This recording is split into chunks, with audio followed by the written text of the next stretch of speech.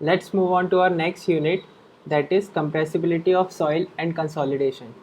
So if there is a soil mass and we are constructing a structure over this soil mass, let's say there is this foundation, so some stresses will be applied on this soil because of this foundation, and if stresses are there, so corresponding strains will be there. Strains means that change in length and height and all, so that means the volume will change. So when we are talking about the soil, volume change can happen because of two things, that is expulsion of pore water and expulsion and compression of pore air. Why no compression for pore water? Because in the soil mass, whatever our course is, we have assumed that soil and water are incompressible, because whatever the stresses are there in the field, the practical stresses which are encountered in the field, at that level the soil and water remain incompressible. So there are two things by which the volume change can take place, that is expulsion of pore water and expulsion and compression of air. Now we are interested in knowing two things, that how much will be the magnitude of volume change, and next question is how much time will it take for this volume change. How much time will it take? So this first question is answered by a soil property that is known as compressibility, which in simple words can be defined as the amount of deformation per unit increase in stress. That is, let's say the deformation is, or say the volume change per unit increase in stress, it is delta sigma. So this is the compressibility. We'll look into this further. The next part is how much time will it take. So this part depends mainly upon the permeability of the soil.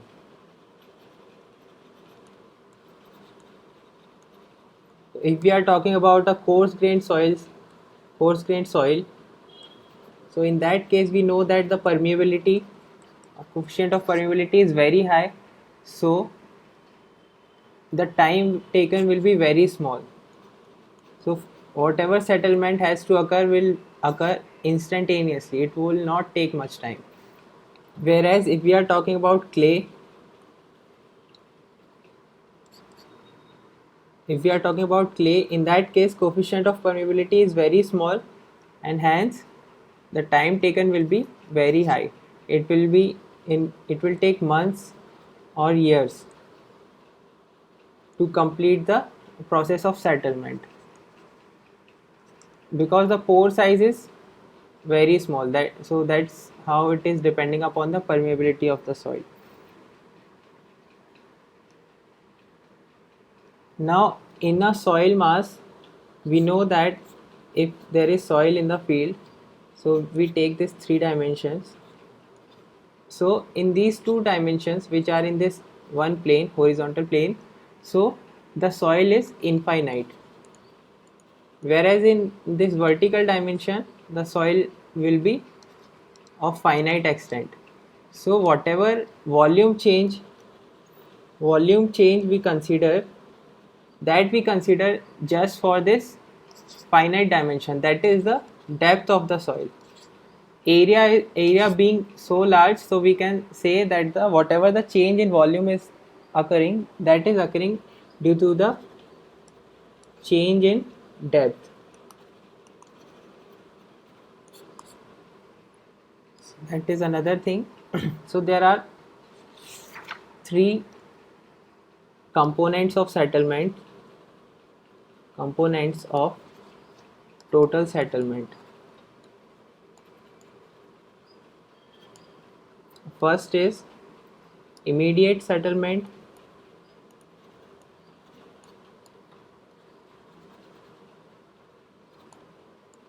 second is primary consolidation,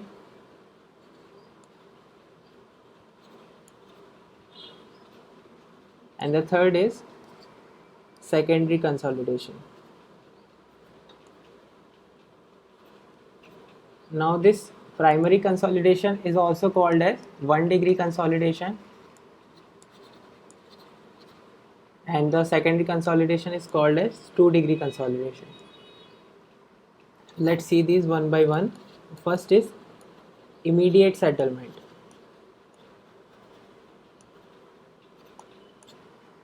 So it happens due to the distortion in soil.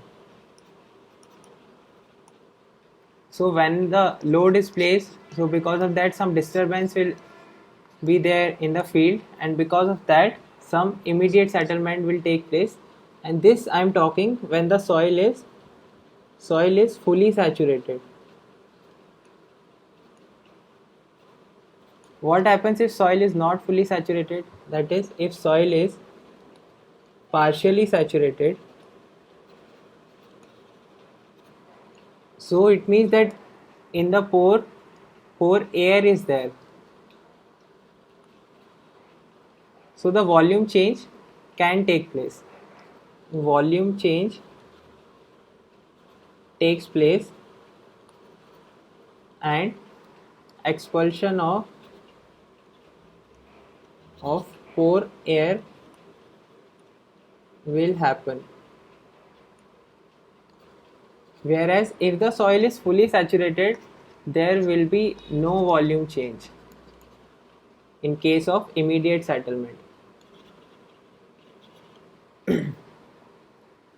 Or there is one more condition: if the soil is coarse grained,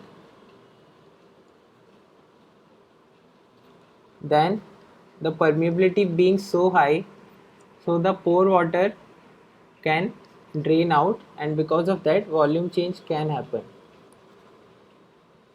may occur.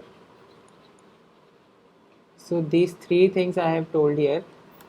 The first two are for clay soils, that is, if the soil is fully saturated, that means if the clay soil is fully saturated, then no volume change will occur. And if that soil is partially saturated, then pore air will compress and expulsion of pore air will also happen, and because of that volume change will happen. Or if the soil is coarse grained, because of that also volume change can happen. So in coarse grained soils, the settlement which take place, it is equal to the immediate settlement. There is no further settlement for the coarse grained soils.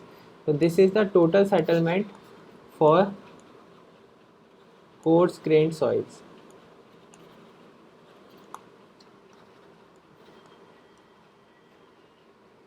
Because the pore size being so high, the water can drain easily as the load is placed, and whatever the settlement has to occur will occur immediately. So there is no other component of the settlement except this immediate settlement. Next part is the primary consolidation.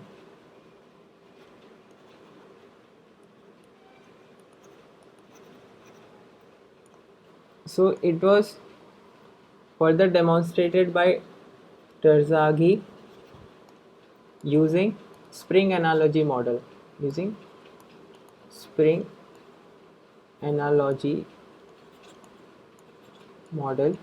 I'll just try to explain with just a soil and water model. That is, if there is this soil, this is the soil sample and water level is here, and a piezometer is inserted. So if no other stress is there on this soil, so if piezometer is inserted, so the water level will rise up to the level of piezometer.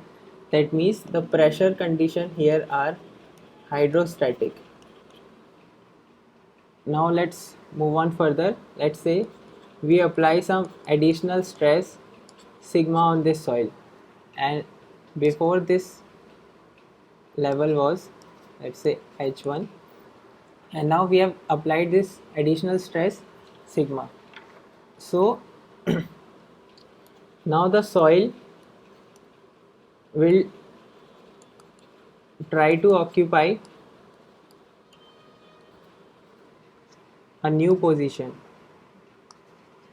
So as we have applied this stress, because of that these soil grains are there, they will try to occupy new position closer to each other, so that bigger context forces can develop and it can take this new stress.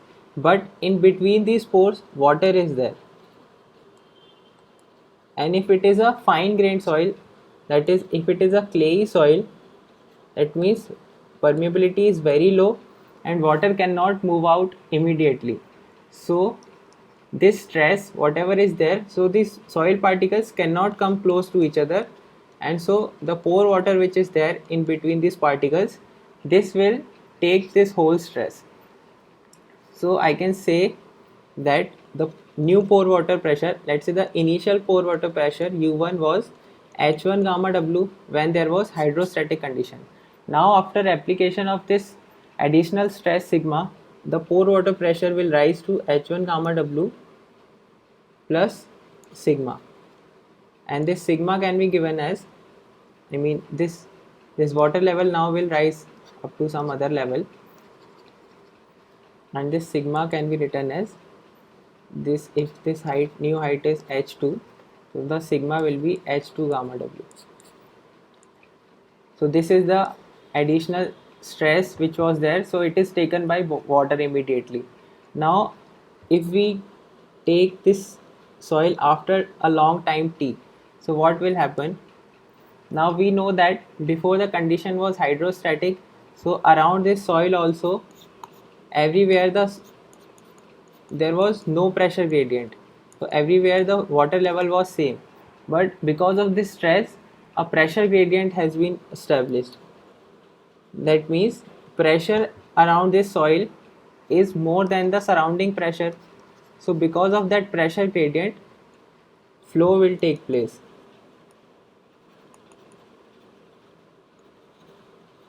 And this flow will take place until again the hydrostatic conditions are established. Hydrostatic conditions are achieved again. So it means that the final pore water pressure should again come down to H1 gamma W. So until then the flow is taking place.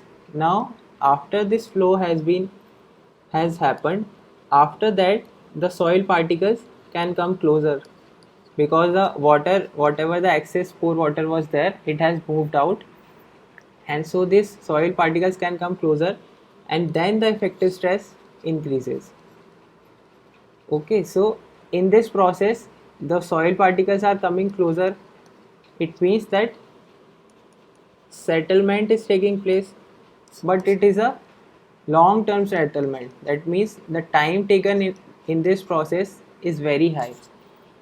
So this is the primary consolidation.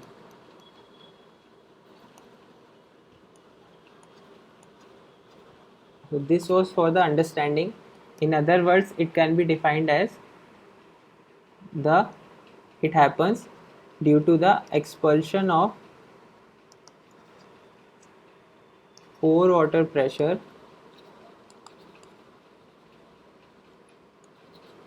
generated due to increase in total stress.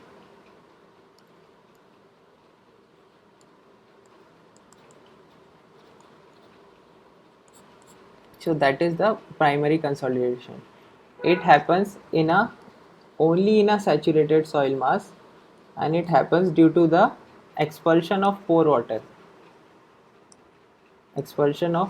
So pore water goes out, and those voids are occupied by the soil grains, and so the settlement takes place.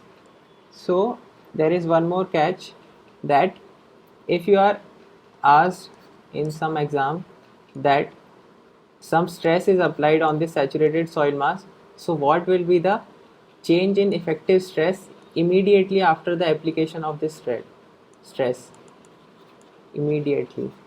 So that change in immediate change will be equal to 0, because as I explained, as initially all this stress is taken by the soil, so there is just change in the pore water. And if it is asked that what will be the change in effective stress after a long time, so the change in effective stress after the long time will be equal to the applied stress. So that is some basics for the primary consolidation. That will be our main focus on this unit, in this unit. And after that there is secondary consolidation.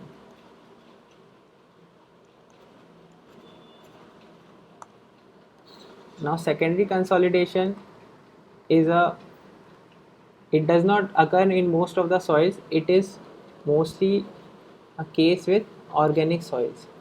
So it happens in organic soils. So what is the secondary consolidation? So after this primary consolidation, in some soils the particle, or we can say the settlement, occurs at constant effective stress,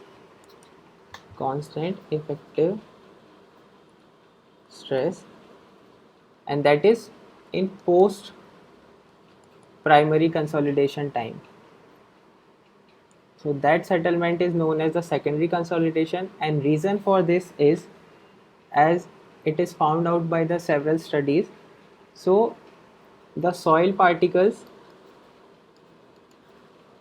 occupy new better arrangement. So after the expulsion of pore water, how is it possible further to arrange better? So it is possible only by, so we know that around the soil particles there is a diffuse electrical layer of water, diffuse layer. So that water is highly viscous, but this water, due to this stress, it will move and it will allow the soil particles to come closer, and after that settlement will occur, settlement takes place, and that is your secondary settlement or 2-degree consolidation.